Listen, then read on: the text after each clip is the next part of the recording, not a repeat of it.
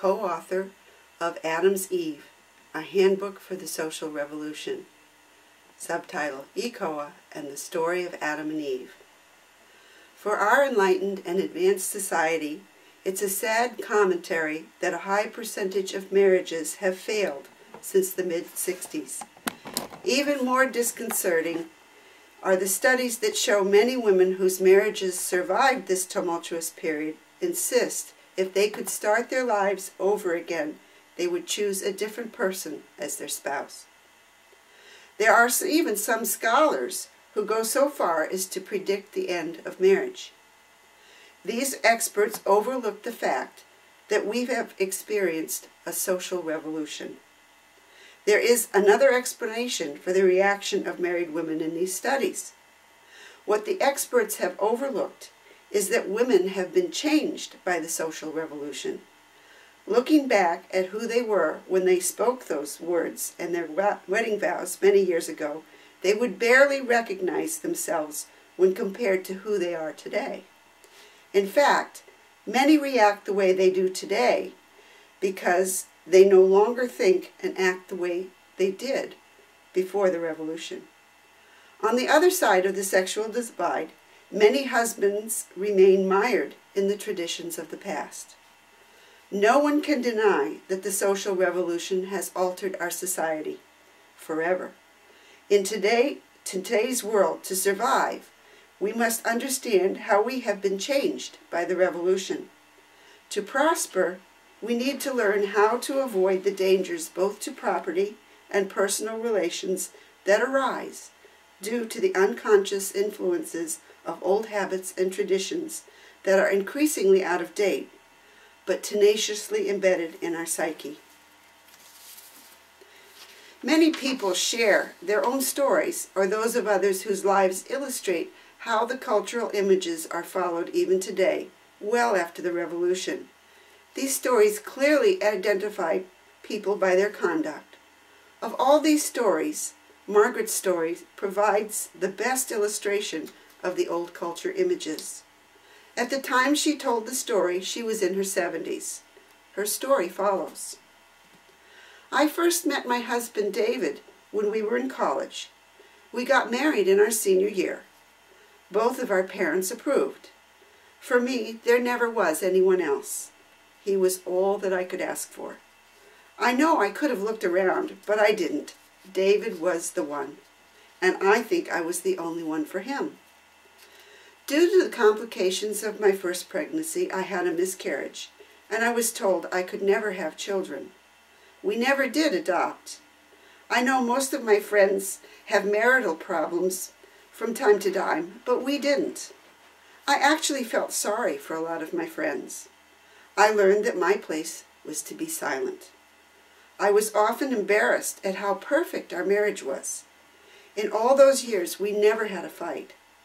I know I was lucky, and I had something special. My friends were involved in arguments and disputes with their husbands, and I know some even walked out on their marriages and never returned. I didn't work. That's one thing David forbade. He said he was the man of the house, and it was his job to take care of me. He did a good job of protecting me, so I didn't argue. Even if I did get a job, I would not have earned much, so it was not worth fighting over. We weren't rich, but we were comfortable, and we were never short of money for the things that we really needed. David bought our house at a special price from his father right after we got married. I was a good housewife. I took care of the meals. I did the dishes, the laundry, and I cleaned the house. David never complained. He took care of everything else. I heard my friends' stories, but I was convinced that my friends brought their problems on themselves. They seemed to always be changing their husbands. They wanted a life outside the home and seemed to be trying to assert their independence. To me, they were asking for trouble when they decided to work. My friends used to say I was too passive, but I didn't have their problems. Besides, David took great pride in taking care of me. I lived my life just as I thought all wives should. Then one day he was gone. He had a fatal heart attack while cutting the lawn. It was totally unexpected. For a long time I was in a state of shock. In all honesty, I was devastated. I couldn't explain it, really. He was everything to me. I'm sure he thought he was a good husband, but he left me totally vulnerable, unable to do anything without him. I had never written a check, balanced an account, used a screwdriver, or even changed a light bulb.